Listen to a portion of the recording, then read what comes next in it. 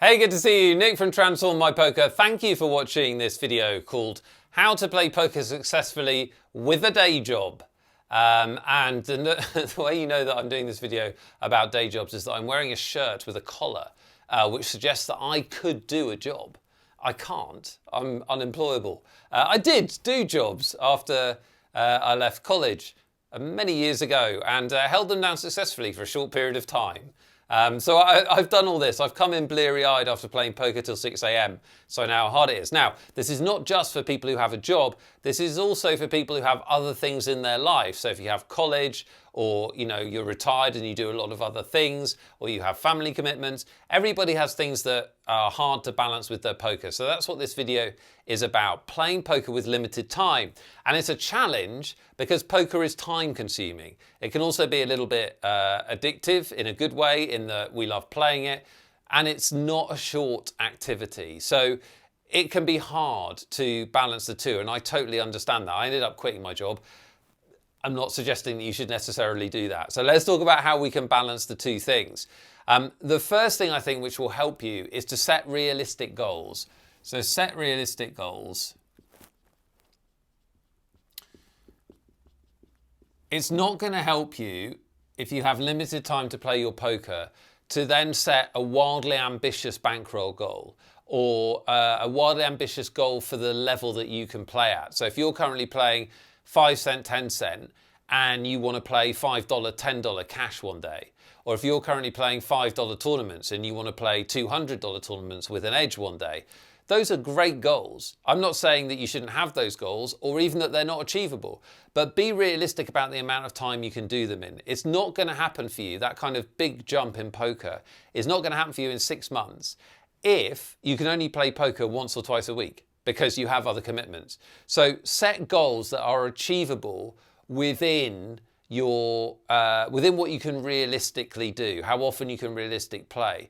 I'd also, while we're here, recommend you set some goals that have nothing to do with money or winning, because poker wins go up and down, and we don't want to only define ourselves by our results.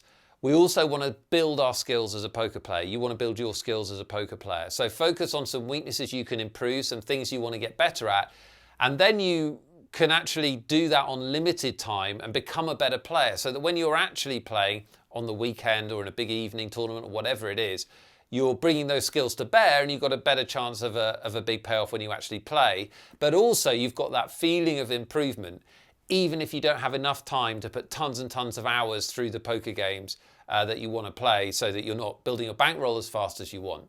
So set realistic goals, set some achievable goals, and set some goals that don't have anything to do with building a big bankroll or moving up the limits, so that you can still feel that positive vibe of actually doing better at your poker. Second of all, have a schedule. Have a schedule. So by saying have a schedule or schedule, depending on which side of the Atlantic you are, I'm not saying turn this into another job necessarily, although that's not the worst feeling, that's not the worst idea in the world if you're really serious about doing well. But if you see poker as a hobby or a recreation, or maybe one day you want to go semi-pro, it's really going to help you to have a schedule of when you're going to try and play your A game and play your serious sessions, because then it becomes an appointment to yourself. Other people in your life become aware of it, so you can share it with them and they'll understand that Sunday night is poker night or whenever it is, and you'll get some space to actually do it and concentrate on it. And it doesn't mean you can't play at other times, and it certainly doesn't mean say you can't play for fun at other times, but having a schedule of actually when you're going to try and really play well, give it all, exclude the outside world and just focus on one game of poker. Having that in your diary and shared with other people and other commitments in your diary, that's really going to help you. It's really going to give you that space, give you some excitement. You'll look forward to it and so on. So I would recommend having a schedule and just recording your time and really making space for your poker.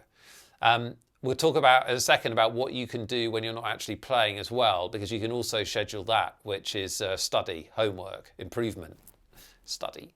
Don't worry, we're going to make it fun. But you can probably have a schedule for that as well, or goals for that, 15 minutes a day, half an hour a day. But try and make space for your poker that's blocked out. That will make a big difference to getting the most bang for your buck, because that's what this is about.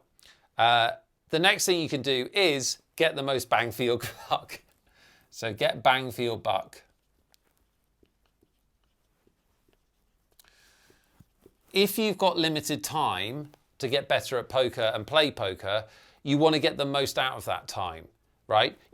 What we can't do is invent 2 more days in the week where you can just play poker, unfortunately. I think that getting concentrated time, as I've just been talking about, is really important. So time where you're just doing poker, not poker and social media, not poker and talking to your partner, not kind of poker and returning emails, but actually just focusing on getting better at poker. And then have a think about how you can best use that time if your goal is to win more and get better. It's probably not going to be playing one big tournament a week, although it might be that if you're looking for the most enjoyment and the biggest possible payoff. So it depends what your goals are. But if you're just looking to improve, you're probably going to want to maximize how many hands you play so that you get more experience, get more repetitions, and have more hand history to study. So maybe consider playing a lower limit or a lower buy-in and playing more tables if you're playing online. Maybe consider playing faster forms of poker. Maybe consider playing sit and goes instead of tournaments, for example. There are lots of different things you can do, but make sure you're getting poker improvement and, poker bang for buck, let's put it that way. Make the most of your time. Make it quality, concentrated time where you're playing your A game whenever possible. Because, you do have these other commitments, and if your goal is to get better and win more, you need to be making the most of it. And then finally, let's talk about studying when you can. Study when you can. Now, I wish I had a different word other than study. Analyze, just as bad. Fun non-playing time, let's call it that. So in order to get better at poker, you can't just play. Now, if you do just play, you'll still get better because that's kind of trial and error. You're putting, things into action. And if you've got limited time, I would recommend that a decent percentage of it, the majority of it, is actually playing to get the experience. However, unless you're analysing the hands that you've played, it's very hard to improve quickly. And unless you're getting the knowledge and help that you need away from the hands that you've played, so I'm talking about study on your own with a coach, training courses with Transform My Poker only, other ways of improving. Unless you're also doing that, you're not going to shortcut and you're not going to get the best bang you can for your buck. Working on your game way to the table is one of the ways you can shortcut your improvement to a bigger bankroll, more wins, more cashes in tournaments. So it is important that you're doing it.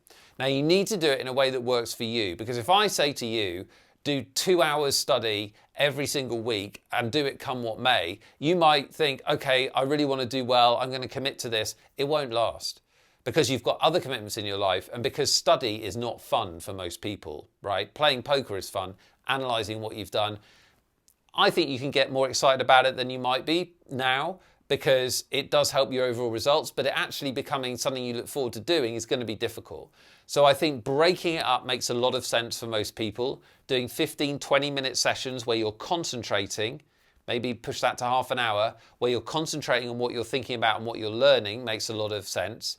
And then doing that frequently rather than doing it once every 2 weeks makes a lot of sense because you'll keep your brain working, your poker brain working. Now, what I have always done is I've always studied hands I've played from the previous session before a new session. So instead of after the session when I'm tired, maybe a bit too emotional, positive or negative because of the result, I don't do it then. I do it before the next session to get my poker brain warmed up. So that's one thing you can do. Another thing you can do is use no extra time intervals. So journeys, commutes to work, you can listen to one of our training videos. Journeys, you can watch videos, you can listen to audio, you can read books. Any time where you're waiting around, maybe cut down on how much TV you're watching. Watch half an hour less, do half an hour of poker study. Reward yourself with the other fun things that you like to do afterwards. But little and often is good, and something is always better than nothing. It's always better to do 10 minutes looking at a hand you've played and using some poker software to help you, or watching a training video. It's always better to do something than nothing. So don't think, oh, I don't have time to study today and just write it off entirely. Just give yourself a little bit of something to shortcut. And remember, we're trying to get the most bang for our buck in our poker because we have limited time. So find a way that works for you, but make sure you're working on your game. All right, I hope that's helped you. I cannot wave a magic wand and give you a full-time poker schedule, but we can make the most of the time that you have. So give yourself that chance. Don't cheat yourself when you play. Give it everything when you play seriously and work on your game away from the table, and you will improve even with a day job or other commitments. All right, I've got to go because my lunch break's nearly over and my boss is a tyrant. It's not true, I'm just trying to play the part, right? I hope you've enjoyed this. Give it a like or a social media share. Leave me a comment and a question. I do love to hear from you. I'd love to hear what you think. And if you've got any questions at all, I will help you out. Underneath the video is the place to do that. Look out for another one of these in your inbox very soon.